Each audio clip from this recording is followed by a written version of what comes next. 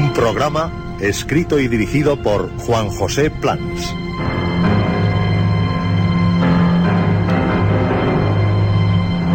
Esta noche, el enigma del pozo.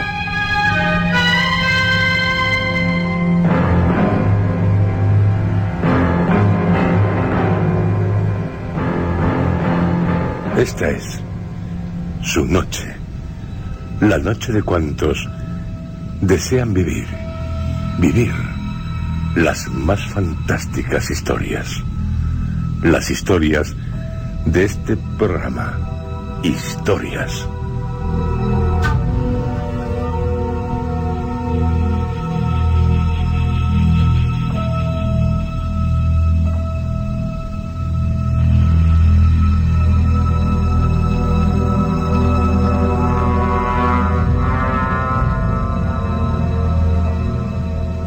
En esta noche, la noche de usted,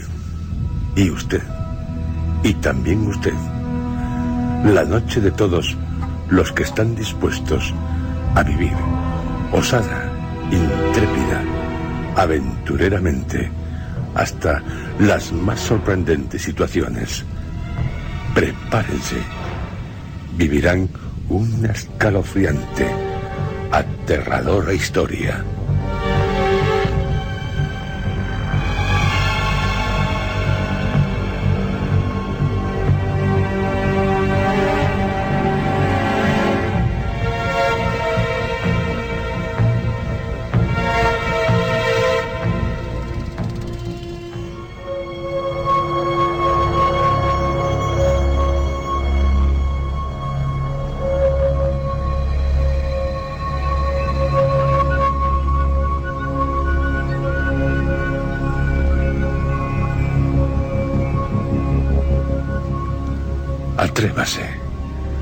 Atrévanse, quédense a oscuras, envueltos en tinieblas, en gélidas, sobrecogedoras, fantasmales tinieblas, o a la luz de la llama de una vela, de una llama inquietante, tan inquietante como la historia de esta noche. Su título, El enigma del pozo.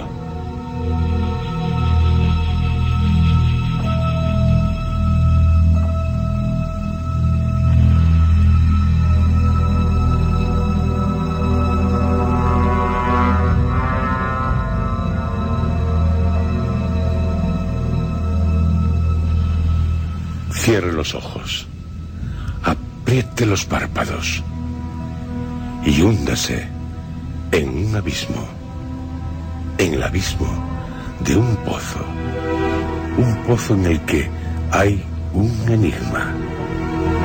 enigma que produce escalofríos, un abismo que está en su mente.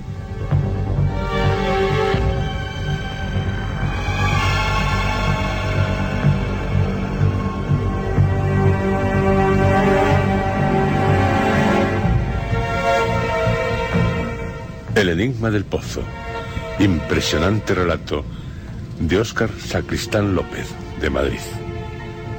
Aterrador, escalofriante, escrito en memoria, como el propio autor nos dice, de aquel infortunado que acabó sus días de manera miserable al salir de una taberna de Baltimore, pero que solo con la mención de su poema El Cuervo pasará al Olimpo de los elegidos. Edgar Allan Poe. Óscar Sacristán López, escritor, a su texto le antepone una cita. Hay uno en el interior, además de las cosas que hemos visto y oído, relata las más horribles escenas. De Julio César, de Shakespeare.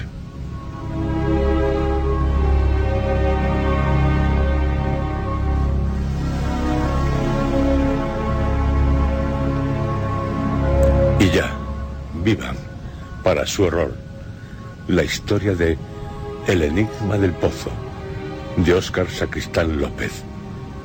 Seguro que, escribiéndola, se lo pasó mal, muy mal, o sea, muy bien, y muy bien, o sea, muy mal, es como deseamos que se lo pasen a continuación.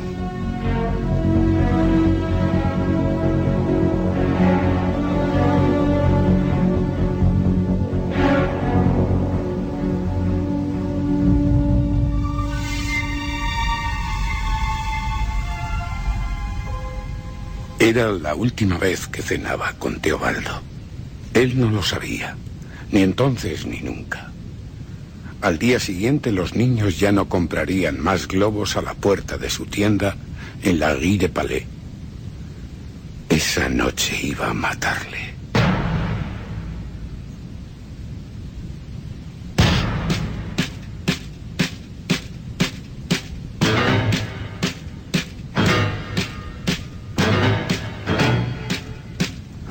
Un hombre puede tolerar la infamia, las injurias, incluso la vergüenza, pero jamás la deshonra. ¿Cuál es la diferencia, os preguntaréis, entre todas estas acusaciones? Yo la veía claramente aquella noche sentado a la mesa del conde de Verlaine, con Teobaldo a mi lado como siempre, magnánimo de palabra, con su verbo eternamente insatisfecho, al servicio de su vanidad. Yo le odiaba más que nunca en aquel momento, por su afrenta y por aquella habilidad especial para cautivar a sus oyentes. Es curioso comprobar cómo trabaja la mente humana. Yo no prestaba la menor atención a mi amigo, ocupado como estaba en planear su muerte. Sin embargo, le recuerdo allí, de pie, con una copa en la mano, aleccionando al resto como un falso mesías. Su charla se desvió con sorprendente sencillez del último escándalo político a los avances más recientes en el campo de la aerostática. Aquí Teobaldo nos aseguró que guardaba una sorpresa para disparar la venta de sus globos durante la festividad de Nuestra Señora.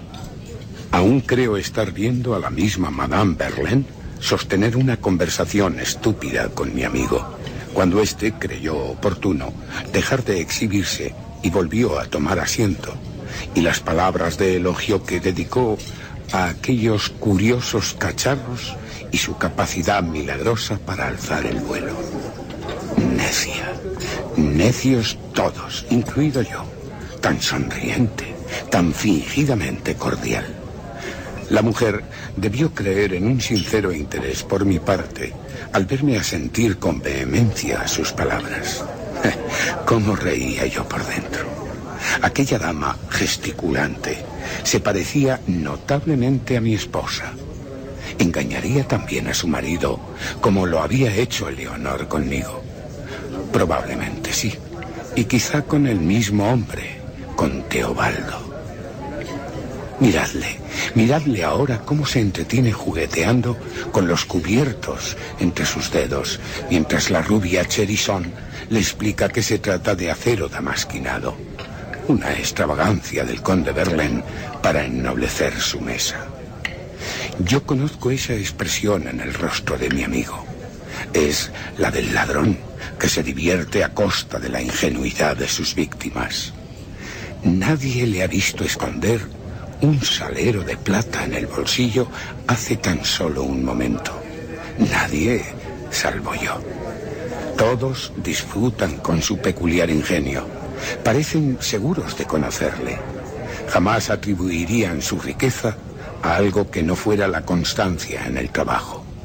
Nadie sospecharía que un pobre ayudante de alguacil hubiera podido ganarse un lugar privilegiado en las casas más importantes de toda Francia. Nadie, salvo yo. Bernier ha propuesto un último brindis y todos se levantan de la mesa. Nadie rehúsa celebrar la llegada del nuevo siglo.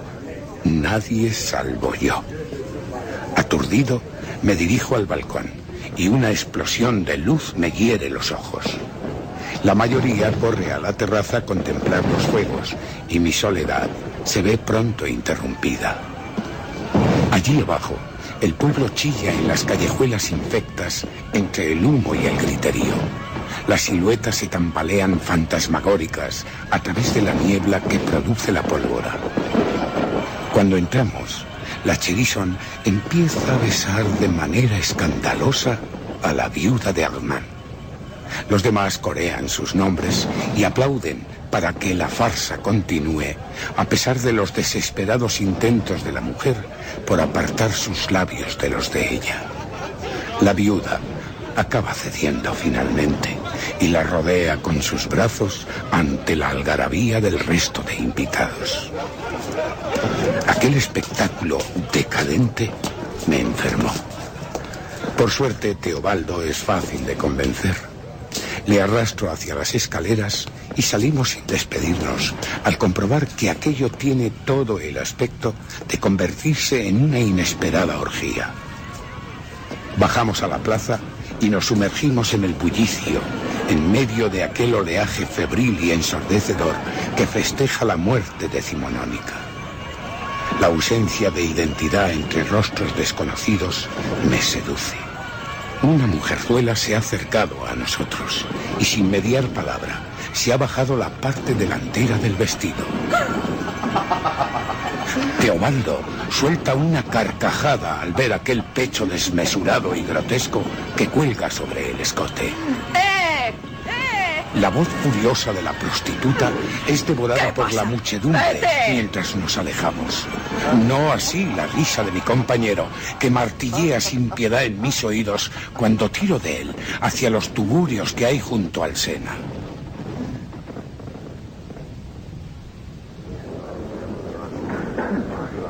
La siguiente imagen que veo es la de Teobaldo y yo, torturándonos con vino espeso en algún casino de Montchabrol. Nadie parece extrañarse que el desalmado que le obliga a beber apenas pruebe de su propio vaso. Nadie salvo yo. Vamos ya de regreso. ¿Qué digo? Más bien soy yo el que va con él, pues no se tiene.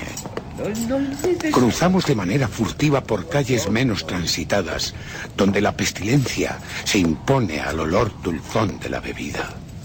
Sigo hablándole sin descanso, con la locuacidad que me faltó durante la cena, hasta que el inesperado tintineo de sus botas dispara mis temores.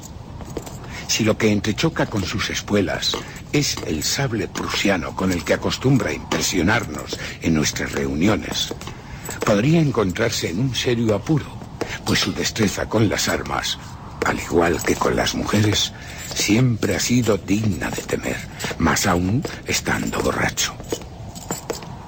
Le pongo súbitamente contra el muro, apresurándome a descubrir su uniforme. Pero allí no hay sable, ni espuelas. Riéndome por mi estupidez, vuelvo a empujarle por el camino empedrado. El infeliz no parece acusar mis continuos sobresaltos. Está demasiado atento al movimiento de las paredes de la callejuela, que según me dice... ¿Tú ves? Tan pronto están aquí, como se alejan para permitirme el paso. Sí, tan pronto están aquí. En otro tiempo me hubiera divertido con su borrachera y él con la mía. Pero esta noche no. Esta noche su destino es el pozo de mi jardín. Abro la portezuela de la valla y maldigo cuando el insensato se pone a cantar. Lo hubiera estrangulado allí mismo. Busco miradas curiosas a través de alguna ventana, pero solo escucho el ladrido lejano de un perro. Siéntate aquí, compañero, que voy en busca de la llave. Aún te falta probar la mejor de las bebidas, la de la muerte. La reservo para ti. Él hizo vagas referencias a la oscuridad mortal que reinaba en mi casa y se extrañó de la ausencia de Leonor. Aquello me afectó profundamente, pues no recordaba haberle mencionado el nombre de mi esposa. Aunque superando mi dolor, conseguí informarle de que mi mujer había marchado a celebrar la Navidad con su hermana a Béziers. Teobaldo Se contentó a medias con la explicación que yo le di, pues comenzó a sacar globos de su faltriquera con aire distraído, mientras yo quitaba la tapa del pozo. Él seguía tan ciego a mis maquinaciones que lo único que hizo fue reprenderme por guardar la llave en un sitio tan absurdo. Ha inflado su segundo globo después de dejárselo caer varias veces y recoger las otras tantas del suelo. Al soltarlo, el globo describe un rápido movimiento ascendente y va a estrellarse irremisiblemente contra mi rostro. Teobaldo estalla en una feroz carcajada, pero ya no hay nadie allí para reírse con él. Nadie salvo yo. Le invito a que mire la negrura del pozo. Él logra ponerse en pie y se acerca con cierta torpeza, intentando vencer la náusea que le provoca la altura. Mira, Teobaldo, hace un par de días quedaba algo de agua. ¿Agua? Hoy el pozo está seco. Pero nosotros no, ¿eh? No, he mandado tapar el acceso inferior. No quiero verlo lleno jamás. ¿Entiendes? Oh, sí, claro, sí, entiendo. ¿Por qué no iba a entenderte? ¿Qué no quieres? Pues eso. Todos tenemos un pozo aquí dentro. ¿Un pozo dentro del pecho? El mío hace tiempo que se secó. Si tú lo dices. Teobaldo seguía mirando el interior del pozo, boqueando fatigosamente. ¿Se habría dado cuenta de mi acusación? No esperé a averiguarlo. Agarrándole por el cuello, le golpeé contra la polea metálica. Con tal fuerza que el cubo que colgaba del centro empezó a bailotear juguetonamente. Como yo esperaba, el impacto no fue definitivo y mi amigo quedó en el suelo, sumido en una especie de ronroneo. No me costó ningún esfuerzo levantarle y dejarle apoyado sobre las piedras. El desgraciado aún tuvo tiempo de despabilarse y formular algunas frases incoherentes. Pensaba que aquello sería lo último que le oiría decir, pero la evidencia vino a demostrarme lo contrario. Le empujé sin miramientos hacia el fondo embarrado. No sentía nada al hacerlo, ningún tipo de aprensión. Cuando me disponía a colocar la tapa, le oí de nuevo. Sorprendido de que la altura de casi 30 pies no le hubiera hecho perder el conocimiento, volví a destapar el hueco y escruté ansiosamente la profundidad de aquella fosa. Abajo se agitaba una silueta agonizante, o al menos eso era lo que yo pensé en un primer momento, bajo aquella luna grotesca que alargaba mi sombra entre las piedras y me impedía ver con claridad. Mi amigo empezó a hacer preguntas sospechosas con la única intención de entretenerme. Al principio supuse que se trataría de un último recurso antes de darse por vencido y pedir clemencia.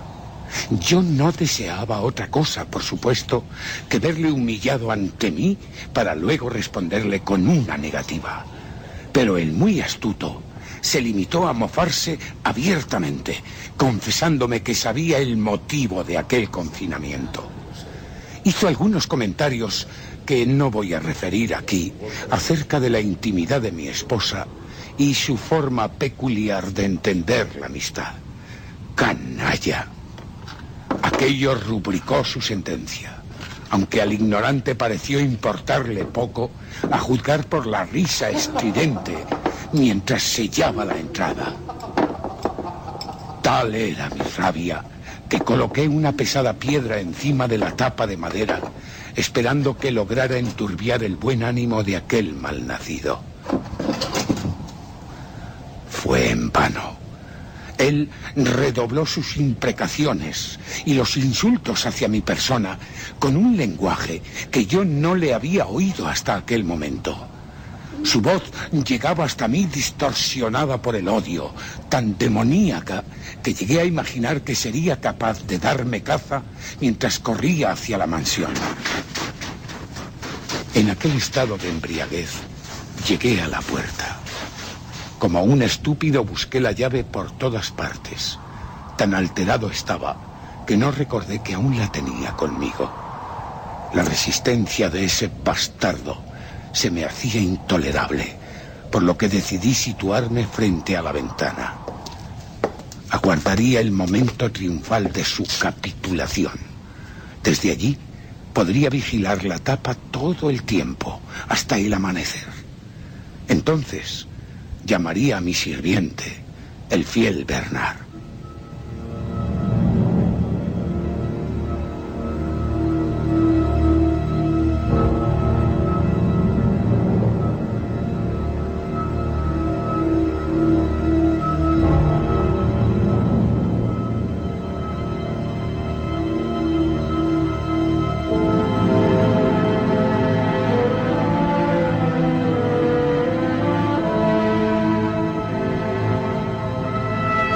Lo siguiente que recuerdo es una tensa espera en la que mis sentimientos luchaban entre sí, rogando unas veces para que mi víctima no pudiera escapar de aquella prisión, y otras, sin embargo, deseando que la tapa se moviera para que lograra salir y poder darle muerte allí mismo. Así terminaría con mi tortura y con la suya. Incluso en aquella horrible vigilia, creía verle escapar remontándose en forma de vapor para huir a través de la tapa sin necesidad de abrirla. Luego me señalaba desde las alturas con un dedo acusador. El dedo se desprendía de su mano y caía flácidamente sobre el pozo vacío. Fue aquella espantosa visión la que me despertó e hizo que buscase inmediatamente el patio de fuera. Pese a la humedad que me corría por el cuello y empapaba mi camisa, sentí un indefinible alivio. La piedra continuaba allí, sobre la tapa de madera, y el pozo ofrecía un aspecto menos amenazador con las primeras luces del día. Permanecí atento hasta que unos pasos en el piso de arriba me sobresaltaron. Caí en la cuenta de que era mi sirviente, Bernard, que debía estar ya despierto y se incorporaba a su trabajo.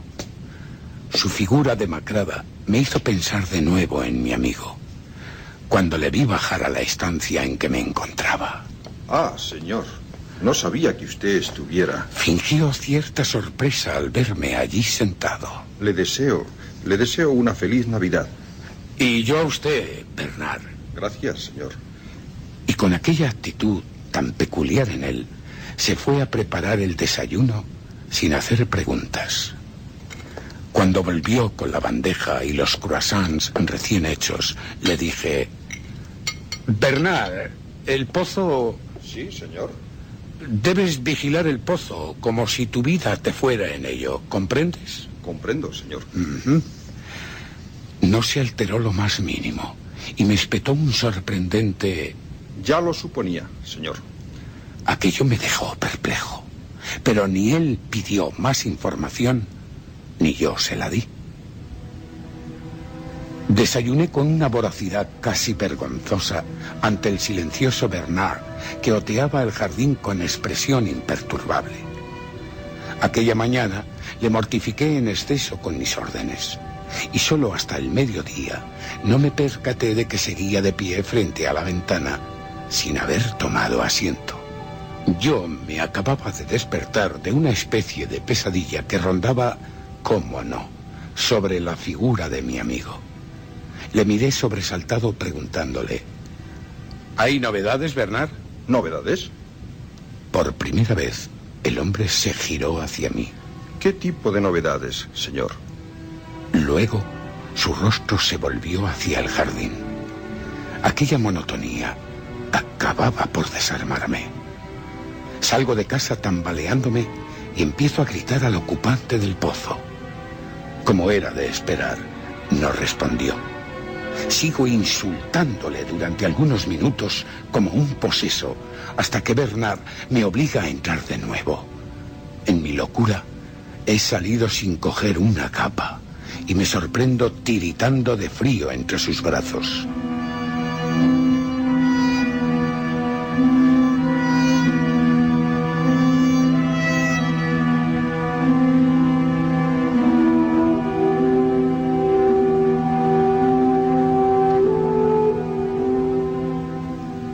El día ha transcurrido de manera sombría, mientras nos turnábamos el uno al otro para poder descansar. Bernard insistió en que cenara, pero me encontraba demasiado abatido siquiera para responderle. Continué con la mirada puesta en el patio, sobresaltando a mi criado de vez en cuando con risitas lunáticas que él no acertaba a comprender, pero yo sí. Porque sabía que Teobaldo tendría que ceder finalmente. Yo calculaba que no podría pasar más de 3 noches sin probar bocado ni beber agua. Tendría que arrastrarse para suplicarme que lo sacara de allí.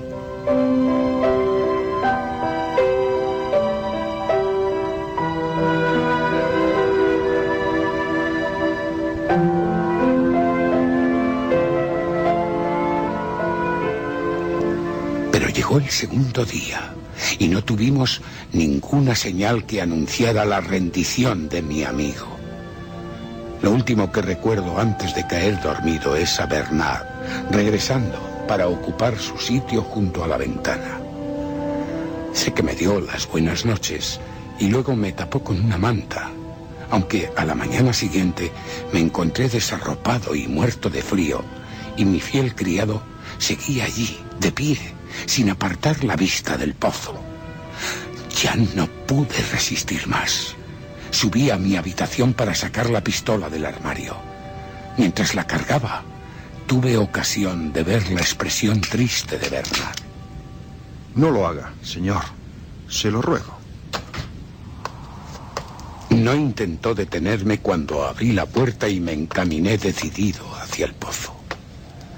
Me llamó particularmente la atención que el suelo crujiera bajo mis pies. Una capa de hielo cubría todo el patio y parte de mi jardín, y había echado a perder algunas de mis rosas. No me importó demasiado. Ya nunca volvería a ocuparme de ellas. Esta vez no dirigí palabra alguna a mi prisionero, que sin duda se hallaría moribundo por la humedad y el frío. Tal era mi ansiedad que con la mano libre hice rodar la piedra sobre la tapa hasta hacerla caer al suelo. Bernard había acudido junto a mí y fue él quien destapó la boca del pozo. Mientras él sostenía el pesado escudo de madera, yo miré hacia abajo. Quizá la luz mortecina del mediodía no me permitió ver con demasiada claridad, pero hubiera jurado que estaba vacío. ¿Vacío, señor? Vacío. Bernard ha visto mi gesto de terror. Es la única vez que descubro la duda en su rostro. Ha soltado la tapa y ahora se apoya sobre las piedras, intentando escrutar el fondo. Creo que está tan asustado como yo, aunque quisiera disimularlo en mi presencia. Tal vez, señor. Tal vez esté ahí escondido. Quizá... Vacío. Completamente vacío. Sí, pero... No me hacía falta mirar otra vez. Sabía que no estaba. Traté de buscar sus pisadas, pero solo descubrí las nuestras, las mías y las de Bernard, sobre el sendero congelado que lleva hasta la puerta.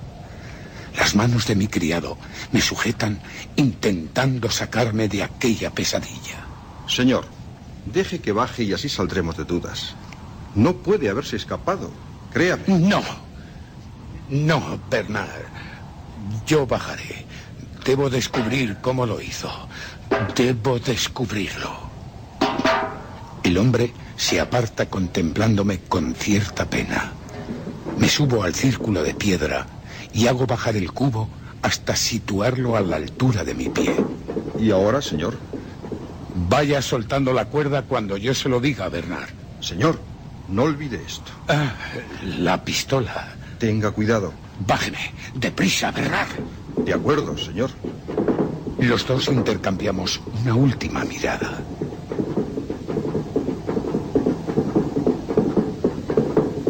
Él obedece con lentitud.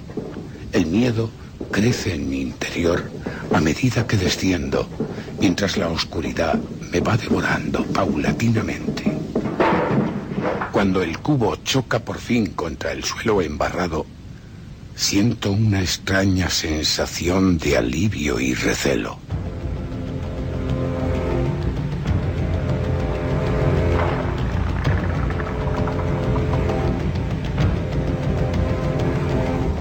Confirmo que no hay nadie aparte de mí allí abajo. Tampoco ningún escondite secreto por el que pudiera haberse escapado. Teobaldo ha desaparecido. Y así se lo hago saber a mi criado. Estoy temblando de nuevo, pero me obligo a mí mismo a calmarme para poder pensar mejor. Ahora que mis ojos se han acostumbrado a la penumbra, empiezo a reconocer el lugar.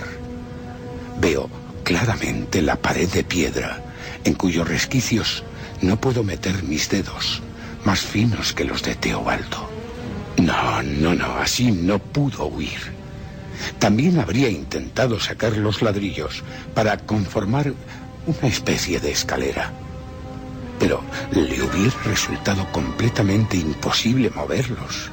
Y más imposible aún, tratar de colocarlos en su sitio. Y concediendo este absurdo, llegamos a otro aún mayor. Que esta tarea le hubiera llevado más de una jornada. Y nunca hubiese podido quitar la tapa sin que le viésemos nosotros desde la ventana. Si yo hubiera sido una persona supersticiosa, me habría pegado un tiro allí mismo con el arma que tenía en mis manos. Pero el pensar me había devuelto algo de cordura, aunque la evidencia estuviera a punto de arrebatármela de nuevo. Me aferré precisamente a esa evidencia, la única de que disponía. Mi amigo había conseguido escapar. Por lo tanto, debía haber un procedimiento coherente que explicara su fuga. Partiendo de este hecho, retrocedí en el tiempo hasta situarme justo en el instante en que lo arrojé al pozo. Recuerdo que me llamó para que volviese a abrir la tapa. Ahora entiendo aquel interés. No le preocupaba lo que pudiera decirle. Su atención se centraba sin duda en que yo siguiera con la tapa abierta para cerciorarse de las dimensiones del pozo y buscar alguna grieta en la construcción. Pero no encontró fisura alguna en la pared, como tampoco la aprecio yo ahora. Por tanto, debió ayudarse de algo para escalar hasta arriba.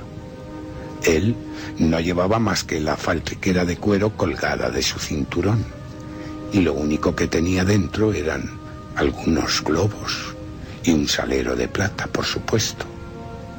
Es para echarse a reír. Con eso era imposible la huida.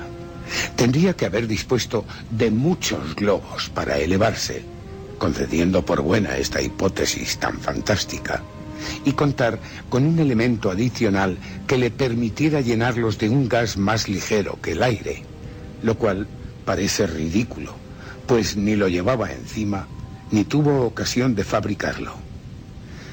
Puedo jurar que no había nada más en su bolsa, porque el dinero que guardaba lo habíamos gastado ya en bebida, y le hubiera resultado ciertamente complicado valerse de simples monedas para escalar esta pared.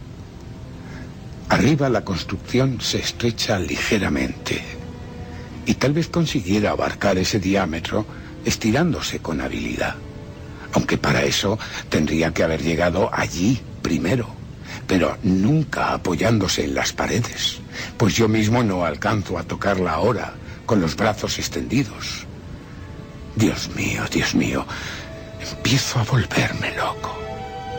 Bernard me ha dado una voz para saber si me encuentro bien, y no he respondido. Continúa ahí, asomado a la espera, pero él no puede ayudarme.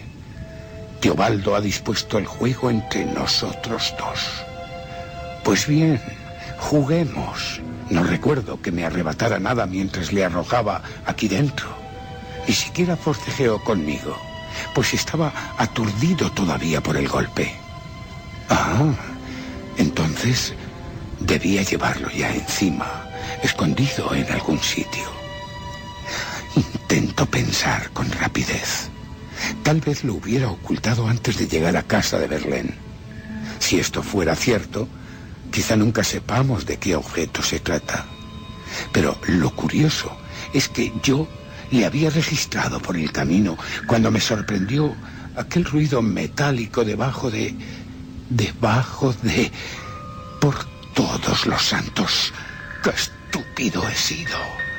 Ahora lo veo claramente. Yo aparté la capa y comprobé que no escondía su sable de oficial, ni llevaba las espuelas metálicas. Entonces, ¿qué fue lo que oí? Yo, demasiado alterado por el crimen que iba a cometer, solo me preocupé de mi seguridad, sin caer en esta evidencia y sin descubrir el sitio en el que se ocultaba la llave de su salvación. Las botas. Allí estaba seguro, pues el pantalón abombado se introducía dentro de su calzado y el objeto quedaba fuera de miradas curiosas como la mía. Por fin empiezo a formarme una idea de lo que podía esconder mi amigo allí dentro. Mientras subíamos las escaleras hacia el salón del conde, no escuché ese misterioso ruido. Ni yo ni mis compañeros, lo que sin duda hubiera provocado entre nosotros comentarios y alguna que otra broma al suponer que Teobaldo hubiera traído su sable para alardear como en otras ocasiones. Sin embargo, no fue así.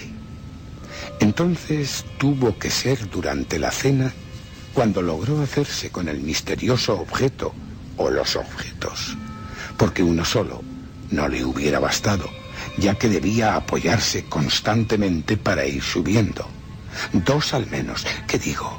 3, puesto que en su ascensión tendría que ir quitando el de abajo para colocarlo encima, mientras el pie y la mano de apoyo descansaran sobre los restantes. Así hubiera conseguido llegar hasta la tapa. Una vez allí le quedaban 2 opciones: tantear pacientemente con una sola mano hasta hacer rodar la piedra, o bien colocarse boca abajo para ejercer más fuerza con la espalda, apoyándose en la pared de enfrente. Esa posición resultaba muy arriesgada, incluso para alguien que disponía de una ayuda excepcional. Pero no me hubiera sorprendido en Teobaldo. Estaría demasiado eufórico en aquellos momentos y su audacia no se hubiera detenido ante nada. ¿Y qué pudo robar en casa de Verlaine que le permitiera escalar con facilidad? Sin duda fueron los damasquinados, los cubiertos con los que nos había sorprendido nuestro anfitrión. Yo sabía de la resistencia de aquel acero toledano, igual que mi amigo, que lo había aprovechado tan oportunamente para evadirse. Primero, insertaría los cuchillos en la pared.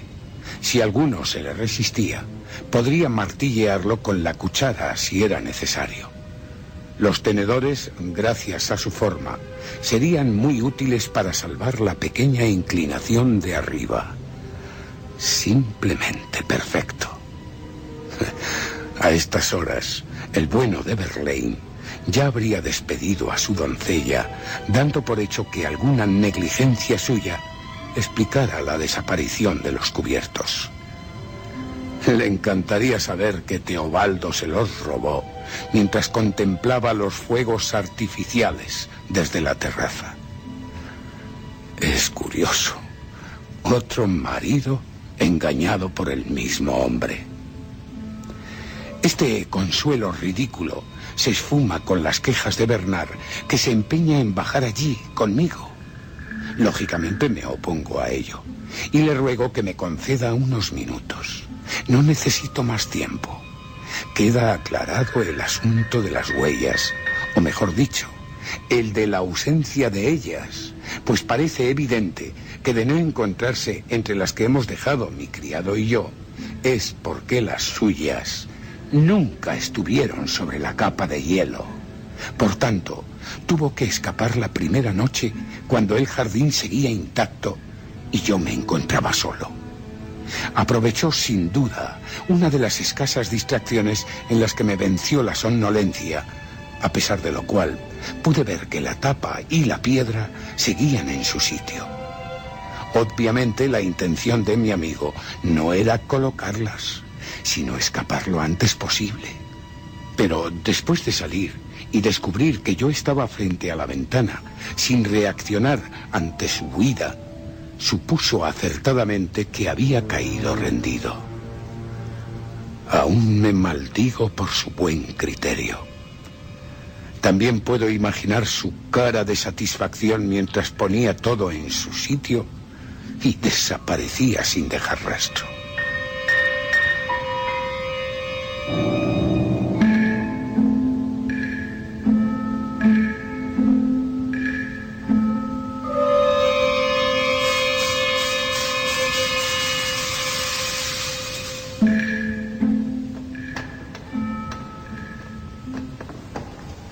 Contento por haber desentrañado el misterio, me veo de nuevo interrumpido por Bernard. Supongo que se impacienta por mi tardanza, lo que explica ese pataleo infantil que retumba encima de mi cabeza. ¡Bernard! ¡El cubo! No me oye. ¡El cubo! ¡Bájame el cubo, Bernard! Parece enfadado, pues no responde. Le diré algo que le anime. ¡Ya lo tengo, Bernard! ¡Creo que por fin lo tengo!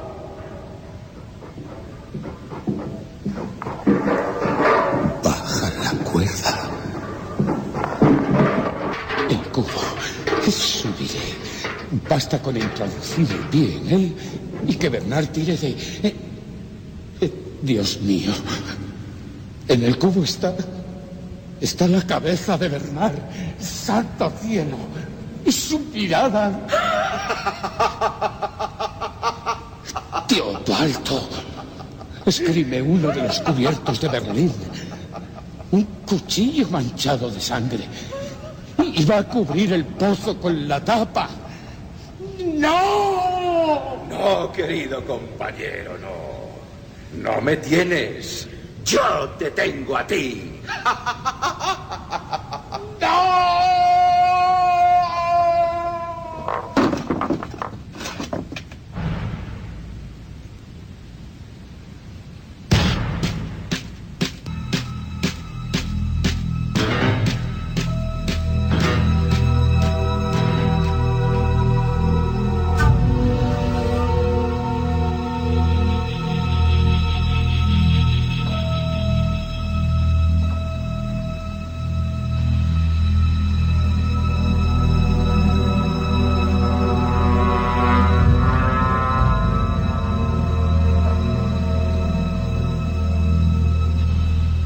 Extraordinario, sorprendente, magnífico relato, el enviado por Óscar Sacristán López. Con El enigma del pozo hemos vivido una situación límite. También próximamente viviremos más situaciones límite gracias a la imaginación, a la poderosa imaginación de nuestros oyentes, porque en nuestro próximo programa más historias originales de miembros del Club Historias, un club en el que cualquier historia, por muy fantástica que parezca, es posible gracias a la imaginación.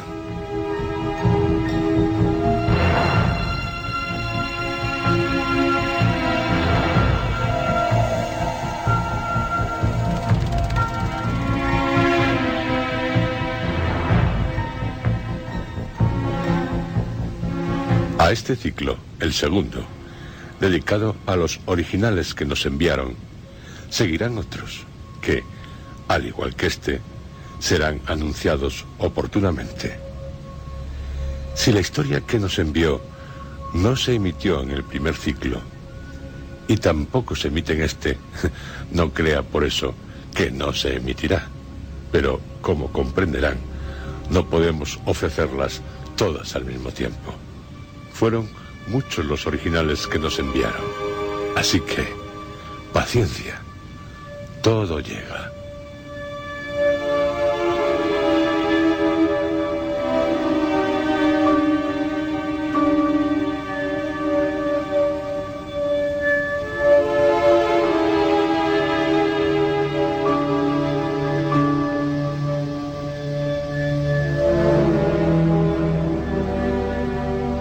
Como llegará en octubre, algo que ahora, sin prisas pero sin pausa, les estamos preparando. Algo que, no nos cabe duda, están deseando todos ustedes. La revista de este programa. La presentaremos en octubre, el día 7, el día en que conmemoraremos el 150 aniversario de la muerte de Edgar Allan Poe. Él siempre quiso publicar su revista. Die Style, el estilo. Nosotros, en su honor, la llamaremos el estilo Poe, Die Poe Style. Sí, en honor del maestro del terror, del misterio, precursor de la novela policíaca, de la ciencia ficción. Ya les hablaremos de el estilo Poe, de Die Poe Style. Estamos seguros de que, así como de historias han hecho un programa de culto, también de culto harán esta revista, nuestra revista.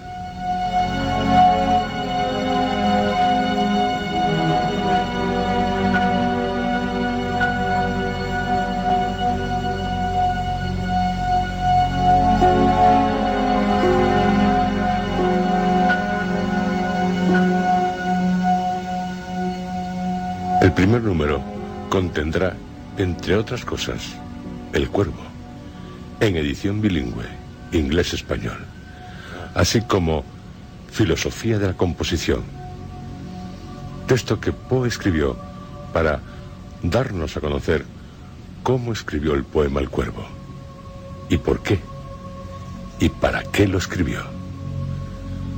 Textos de autores sobre el cuerpo como Baudelaire.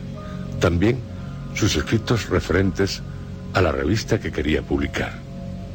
En la sección cine, las películas producidas sobre el cuervo. En la sección arte, el poema El Cuervo, según varios artistas, desde Doré a Corben.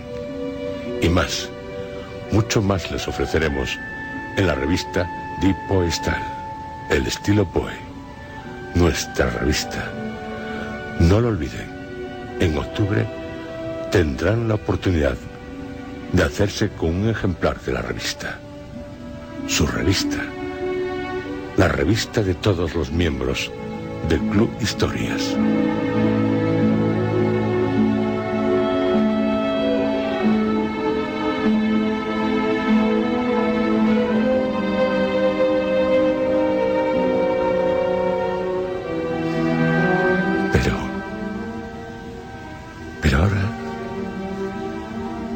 Ahora, ¿qué me está pasando? Estoy notando que todo a mi alrededor se está convirtiendo en azul, en blanco. No, son nubes que van por el azul. Es el cielo.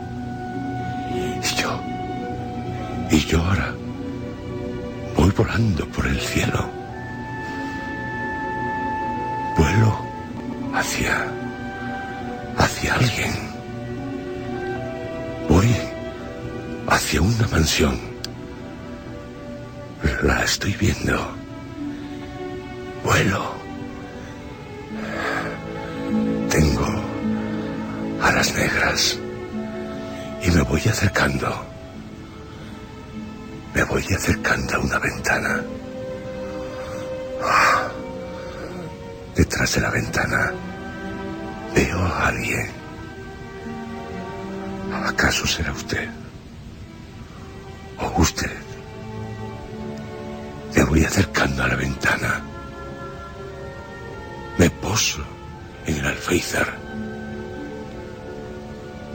Pliego las alas y picoteo. ¿Sabe lo que está ocurriendo? Le está llamando el cuervo para decirle nunca más.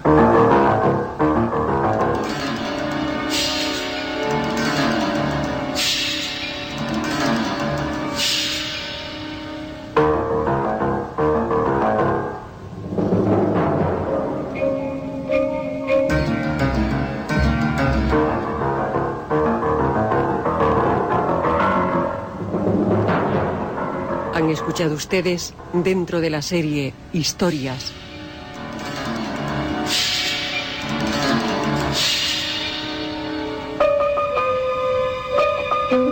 El enigma del pozo.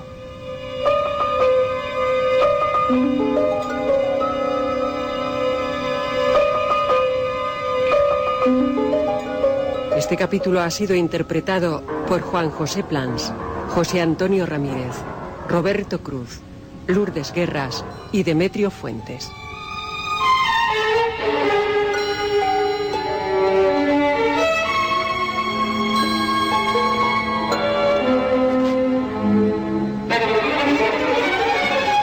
Efectos especiales, Joaquín Úbeda. Realización técnica, Armando Multedo y Adolfo Abarca. Dirección, Juan José Plans.